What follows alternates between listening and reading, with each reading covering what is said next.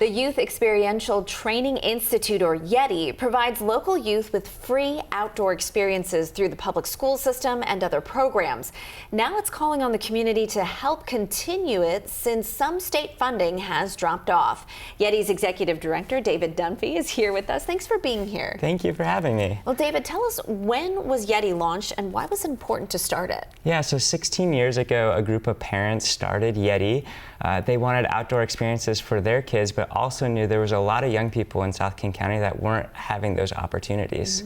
And now, what are some of the adventures children and teens might get to experience? Yeah, Yeti, we always think about first experiences and celebrating those. So sometimes it's the first hike or getting out to the Puget Sound. Sometimes it's out kayaking for the first time, learning to ride a mountain bike, spending the night under the stars, all kinds of awesome opportunities. Are people like you or any volunteers that help with these experiences seeing life-changing moments for the youth when they're involved? Oh, absolutely. That's like my favorite part of my job, is watching all the pictures of joy come in. And we know that behind that are amazing things happening. We know that time outside is about physical health and getting to unlock what public lands and opportunities outside. We know that it's connected to mental health and getting time off of screens and out into nature.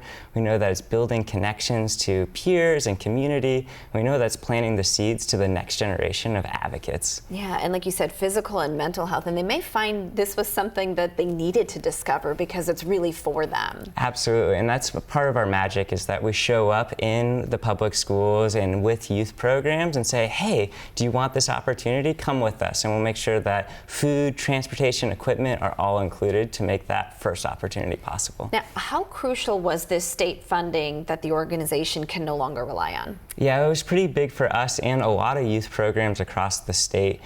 This year we did over 230 outdoor trips at 8 weekly school sites, and we would not have been possible without that state funding. It made up about 30% of the resources that made this school year possible. Now, what can people do to help Yeti so it can keep going strong? Yeah, so we're calling on our community. We know that time outside is important to a lot of people in the Puget Sound, so we're looking for a lot more volunteers coming this school year, people that have the financial capacity to give to make these opportunities possible and to share their network. I'm sure that everybody listening tonight or today has somebody that likes these opportunities and can connect us to somebody that can help. And quickly before we go, there's actually a big climb coming up soon. Could you tell us about this? Yeah, totally. So we have a group of high schoolers that are getting ready to climb Mount Adams next week. They've been working all school year for this big opportunity, so we want to wish them a lot of luck on that climb this week. That's great. What an experience to have before you even graduate high school. Totally, and some of them had gone camping for the first time this fall, so quite an accomplishment. That's great. All right, well, for a link to learn more about the program and how you can donate,